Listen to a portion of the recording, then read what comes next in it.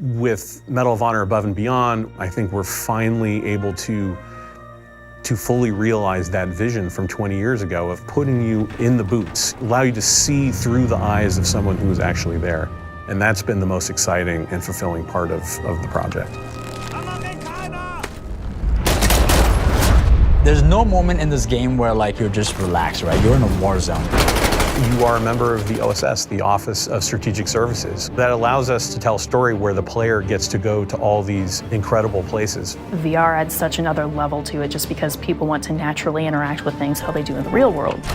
Whether you're inside a Sherman tank or at an airfield or sneaking into a Nazi subbase, the level of immersion is unprecedented.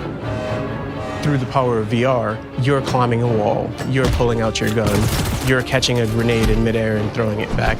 Those are all things that you end up doing yourself. It's exciting and it's terrifying and it's fun and it's cool kind of helping create these experiences for people. We are making a game about the reality of World War II. So for us, the authenticity was everything. When you put that headset on, you feel like you're back in World War II era Europe. It's a very surreal experience to be there without being there. You're not watching history on a flat screen. You're experiencing history with your own eyes. We have the opportunity to sit down and interview combat veterans from World War II. It's very emotional and it's very inspiring.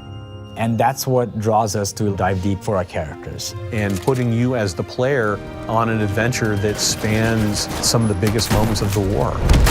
Medal of Honor franchise immediately gives us something more intimate, more cinematic.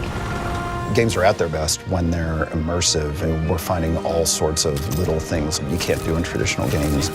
Having the backing of Respawn and Oculus gives us the ability to push those boundaries in ways that it hasn't been pushed before. When you see someone play it, when they just kind of lose themselves into the game, it's been pretty impressive.